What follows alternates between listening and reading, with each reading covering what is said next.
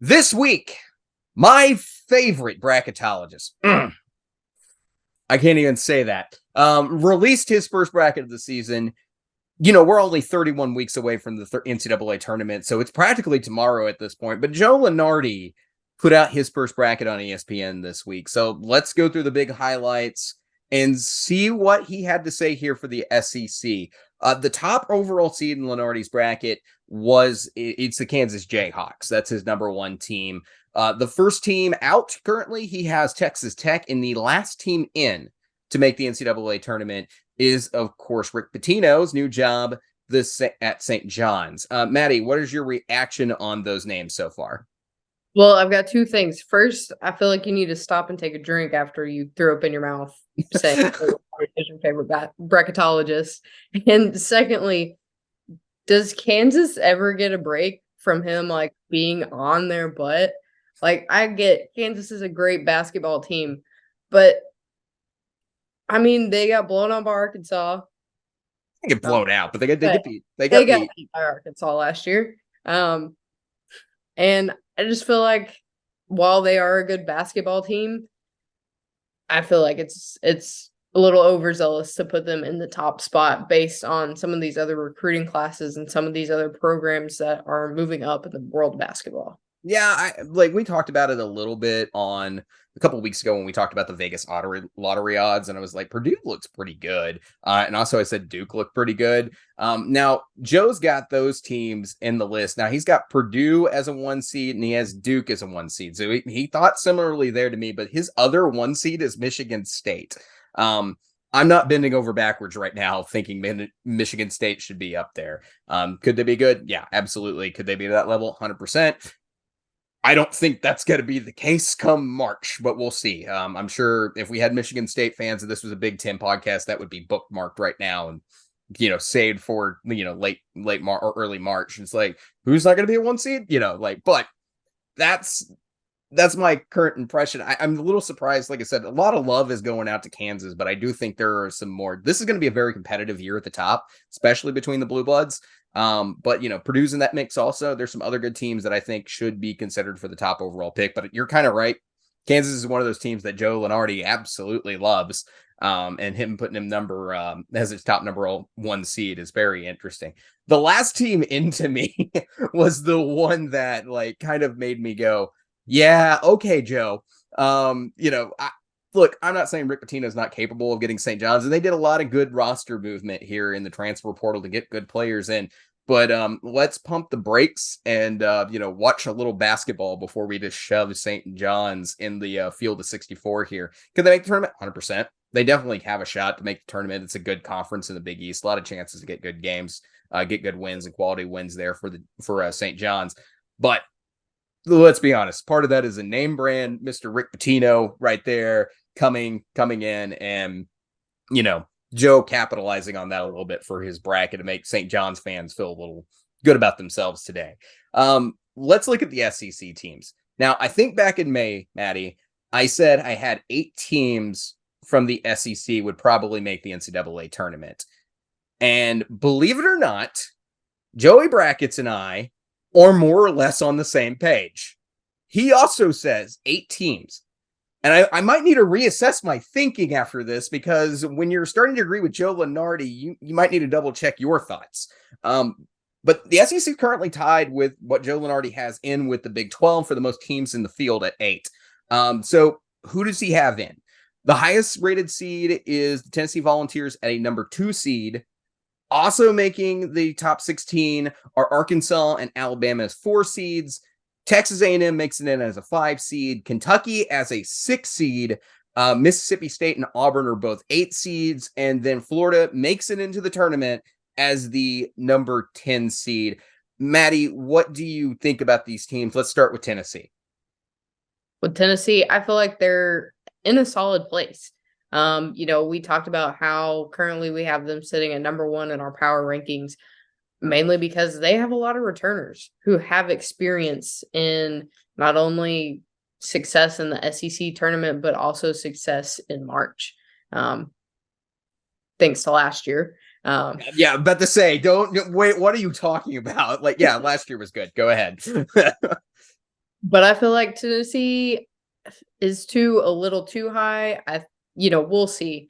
But I could see them getting to a number 2 seed, but I feel like that is the ceiling for them. I'm kind of in a similar place, but I really like the Vols. Now, number 1, we do not have actually Tennessee number 1 in our power rankings. I think someone scrolled down into my notes into the SEC previews and saw who my number 1 team was there, because the ones we released in May did not have Tennessee, but I do have Tennessee currently in my notes as a number 1. I think Maddie's been going through the SEC maybe preview we talked notes. about it. Maybe we talked about it. We have talked about Tennessee. We have talked about it. That's where I got that from. No, me read notes, David. Do you know who I am? Yeah, I thought you were cheating off my homework is what you were doing over there. No, but for real, like, Tennessee's a good team. They're very experienced. A lot of these guys have played together. They've got couple of good recruits that are going to come in and make a contribution for Tennessee. And then obviously Zakai Ziegler being back as a fundamental piece for Tennessee is going to be very helpful for the Vols and Rick Barnes. I think also Rick Barnes is one of those coaches that when I look at him, he's a pretty good coach. Overall, like when we talk about what he does at the regular season and what he does in the SEC tournament, it's pretty good. For March and that time frame, which will have no playing on his seating, that's where most of the time we see a lot of disappointment and frustration from Vols fans out there. But of course, last year they just came off probably their best season with Rick Barnes, or one of their best seasons with Rick Barnes. So it makes sense to see a lot of these returning pieces and to see them a little higher up there. I think a 2 seed is somewhat appropriate. I do think it could be a 3, but it's really close. Is what I think they can range anywhere in the top 16. It really just depends on how they get through the schedule, but I think they could be a top 16 team coming in to the NCAA tournament. Let's talk about Arkansas and Alabama. We talked about the Vegas odds a little bit in a previous episode, and where we said Arkansas, according to Vegas, the Vegas composite there from Vegas Insider had Arkansas with the 9th best chances to win the NCAA tournament. And here they are as a top 16 seed. Your thoughts on the Hogs? Honestly, as big of a Hogs fan as I am, I feel like 4 is a little too high for Arkansas. I feel like we go through that mid to end of season slump every year, and that gets us in trouble when it comes to seeding. I think we could see Arkansas maybe a 6 seed. That's fair. It definitely could happen, but I would also argue back on that point. Is that Eric Musselman 2 out of the last 3 years has had Arkansas as a top 16 seed in the NCAA tournament. The 2021 season, or 2021 March Madness, they were a 3 seed. 2020, 2022, 2021, 2022, where Arkansas beat Gonzaga and made the Elite 8. That team was a 4 seed. And then Arkansas last year was projected at this time of year as a 3 seed by Joe Lunardi. But, obviously injuries and a few other things happened that kind of derailed the Hogs a little bit. And that was the lowest seed Eric Musselman has acquired so far in the NCAA tournament, was that 8 seed last year.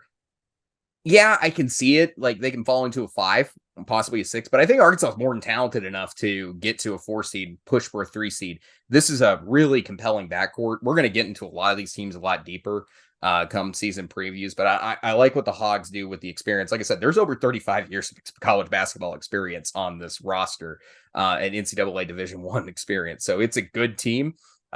Just a team that hasn't played together yet. So it'll be interesting to look at that one. What about Alabama? I could see Alabama as a 4. I feel like they're definitely not going to be as strong as they were last year. But I think 4 or 5 is about right for where they are. I'm kind of hurting myself because I feel like I'm agreeing with Joe Lunardi. I don't know if I like it. Yeah, I'm kind of with you. I'm kind of with you in the fact that, I keep finding myself agreeing with Joe Lunardi. But I am going to say this. Alabama has some issues in the front court a little bit. There's not a ton, but I could see them falling back a little bit, going to a 6 seed, going possibly as low as a 7, depending on the situation. But Grant Nelson was a fantastic addition for Alabama. I don't know if I necessarily agree with Joe Lunardi of them being a top 16 team, but can they be a top 20, top 24, somewhere in that range? Sure, that would probably be a really good scenario. But it's kind of curious because I don't know exactly how well they're going to be built up in the in the front court there with their big man. It's young and odd. It's a good team, but not a one I got questions about. Like Muhammad Wade and, Grant Nelson, how's that going to work together? Is Jaron Stevenson going to be up to the task of backing that backcourt up there for the Tide? He's very, very young. So it's he moved up in class. So I'm curious to see how that works out for the Tide. But 4 seed's not a horrible pick in my opinion right now. But I do think that it could definitely fall to 5 or 6 range pretty easily. I think Alabama's going to be good, but I don't know if they're going to be a top 16 seed. But Dados is consistent. We'll see. The next team is, of course, Texas A&M Aggies at 5. Your thoughts on A&M? I think after last season, Texas A&M put themselves in a fantastic place to move forward. And I feel like this fits. I feel like Texas A&M could be a good contender for a 5 seed, especially with 2 of their top talents returning this season. So take that experience from last year, combined with some solid recruits going into this season. I feel like they're in a solid place to do well this year. I agree with you. I think A&M is returning a lot of good talent on this roster, and they'll be fun to watch. All right, so the next 2, Mississippi State and Auburn. Auburn fans are a little testy about being put on a similar line, I think, about Mississippi State. They didn't like that I had Mississippi State right next to Auburn in our May Power rankings, but here they are, and Joe Lunardi agreeing with... I'm really hating the fact I'm agreeing with Joe Lunardi. It's really bothering me. But yeah, I do agree that these teams are somewhere in the 7 to 10 range, somewhere. Your thoughts on Mississippi State and Auburn real fast? Yeah, I feel like 7 to 10 is a solid place. Auburn, as much as I hate to say it, I think is going to contend a little bit better than they did last year with this upcoming season. And I think Mississippi State's there. They were there last season. They just couldn't put the pieces together at the end. And I think with that experience, along with some improvements when it comes to their players and some players coming in, I think that they could do much better this season than they ended with last year. Mississippi State returning several of their top scorers, and also the big getting back from the NBA draft was Tolu Smith. And I think that's going to make a huge difference for the Bulldogs to make another run into the NCAA tournament this year. All right, so the last team. This is where I finally disagree with Joe Lunardi on something right now. He's got the Florida Gators in. It's not a horrible pick. I'll be completely honest. Florida's one of those teams that I think is a sleeper in the SEC, should be a team that can fight, but he's got them as a 10 seed. Maddie, your thoughts on Florida? I don't like Florida. I think they rode Colin Castleton into the spot they were in last year, and now that they don't have Colin, I don't see them making the tournament. It's not a... I would put, if I were to pick a different SEC team that was kind of an underdog to put into the tournament, I would go with Georgia at this point. I was going to say the 2 teams that I think are going to be competing for this 8th spot, or 3 teams that would be competing for this 8th spot, would be Florida, Georgia, and Mizzou. And I'm thinking Georgia or Mizzou right now. There could be 9. We could have 9 in the NCAA tournament this year, because I think Georgia's got a real chance. If they're not going to make the NCAA tournament, I think they'll be in the NIT this year. We'll go a little bit more into that, like I said, when we do our Georgia and Mizzou previews. But I think those 3 teams are going to be the teams that are going to be fighting for the NCAA tournament and have a real chance at making it. But Florida's my 3rd out of those 3. This is not particularly a recruiting class I'm thrilled with. There's a lot of questions. There's a lot of low-ranked talent coming in for Florida, and then they're losing some key pieces, like you just mentioned with Colin Castleton, that made this team great last year. I do think, not great last year, but, better than what it could have been. But Todd Golden is a good coach. So that's why I'm saying this is not a horrible pick. Todd Golden's a very good coach. There's a reason that he got that job out of San Francisco and came to Florida, but a little hesitant to say Florida's in, or to be a team that I would think to be in, because I'm a little bit more impressed with Georgia's number 15 recruiting class, and then having some pretty good transfers to go along with it. So I think Georgia's really good. I think Mizzou's going to be competitive in that fight. Florida would be the 3rd team that I think would have a chance.